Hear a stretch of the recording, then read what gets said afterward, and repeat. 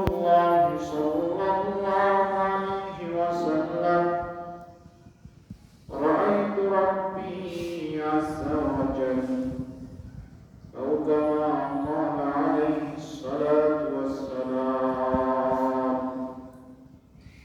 بارك الله لنا ولكم في القرآن العظيم ونفعنا وإياكم بالآيات والذكر الحكيم.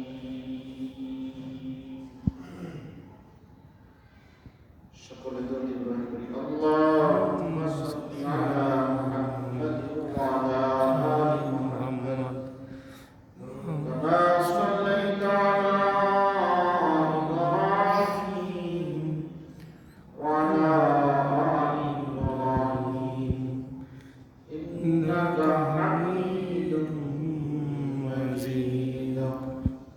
اللهم بارك على محمد وعلى آل محمد كما باركت على إبراهيم وعلى آل إبراهيم إنك حميد مجيد.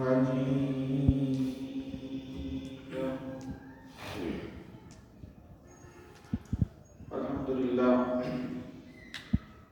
মহান আল্লাহ পাকের দরবারে লাখ কোটি শুকরিয়া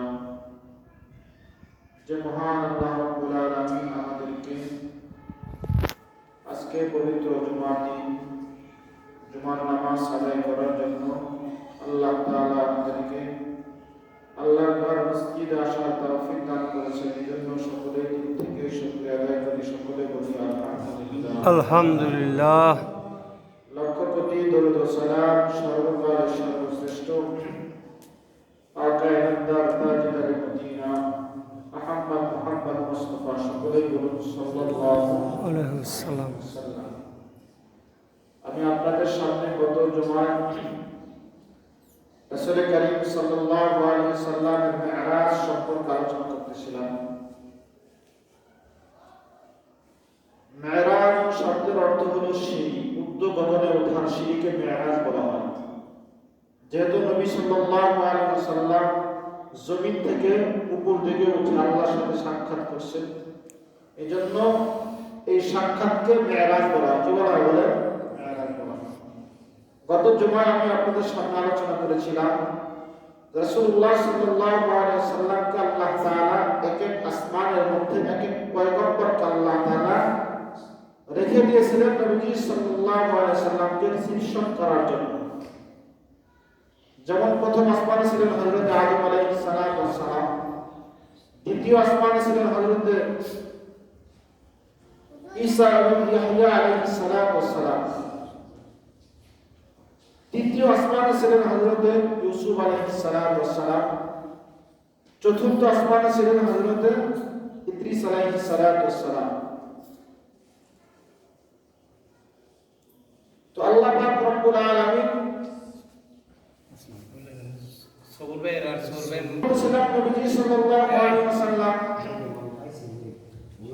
যখন সপ্তম আসমানে গেলেন, সপ্তম আসমানে গিয়ে হযরত ইব্রাহিম আলাইহিস সালামের সাথে সাক্ষাৎ হলেন। আল্লাহর পয়গম্বর আলাইহিস সালাম হযরত ইব্রাহিম আলাইহিস সালামকে দেখলেন। তিনি একটা মসজিদের খুঁটির সাথে হেলান দিয়ে বসে আছেন। যে মসজিদের নাম হলো বাইতুল মামুর। দুনিয়ার মাঝখানে একদম সপ্তম আসমানে একটা মসজিদ আছে। পৃথিবীর মাঝখান যেটা, অর্থাৎ খানায়ে কাবা যেটা, ওটা পৃথিবীর মাঝখান।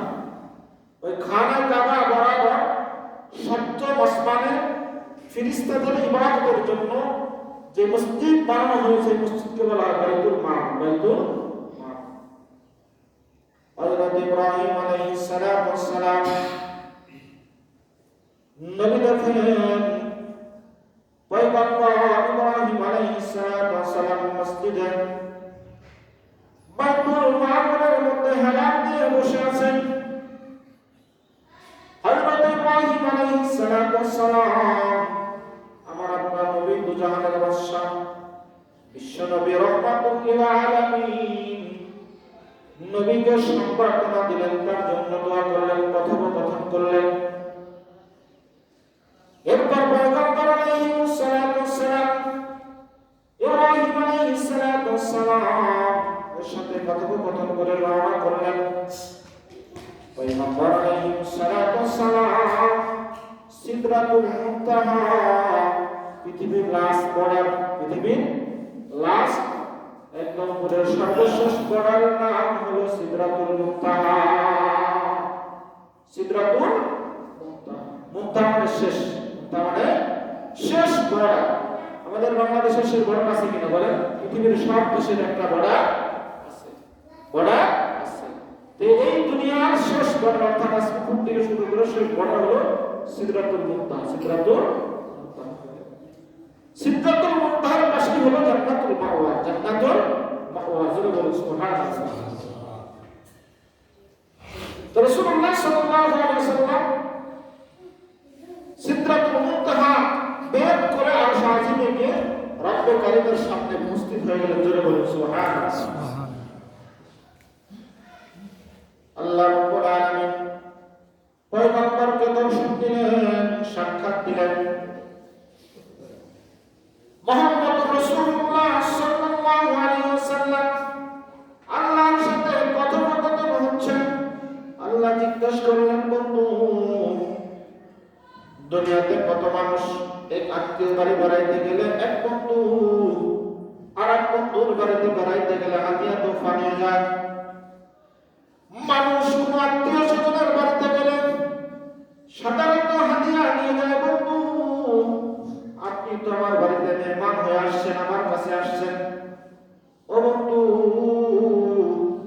আমি জানতে চাই হাতিয়া হিসাবে আপনি আমার কাছে কি নিয়ে আসছেন? এটা আশিক মাসুকের খেলা। আল্লাহ নবীকে বললেন যে আপনি যে আমার কাছে আসছেন, দুনিয়াতে বন্ধু বন্ধুর সাথে বেড়াইতে গেলে কত হাতিয়া তোফা নিয়ে যায় না? বেদ বাড়িতে বেড়াইতে গেলে হাতিয়া তোফা নিয়ে যায়, আর ছেলে শ্বশুর বাড়িতে গেলে হাতিয়া তোফা নিয়ে যায়। ও বন্ধু, এই পৃথিবীর মধ্যে তোমার আমার বন্ধুত্ব সম্পর্ক হলো এমন সম্পর্ক যে পৃথিবীর নজিরবিহীন একটা সম্পর্ক। এজন্য আপনি আমার কাছে আসছেন, আপনি কি নিয়ে আসছেন? কি নিয়ে আসছেন?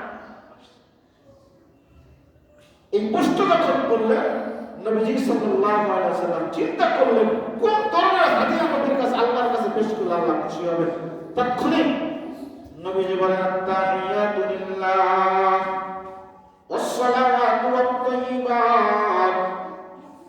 আল্লাহর নবী বিশ্বনবী রাহমাতুল লিল আলামিন নবী আল্লাহকে ডাকতে বলেন, আল্লাহ, আমার শারীরিক যত ইবাদত আছে, আমার মৌখিক যত ইবাদত, আমি শরীর দ্বারা যত ইবাদত করি, মুখের দ্বারা যত ইবাদত করি, আমার অর্থের মাধ্যমে যত ধরনের ইবাদত আছে, সব ইবাদত আমি আপনার কাছে পেশ করলাম। সুবহানাল্লাহ বলেন, সুবহান। নবী কি বলেন?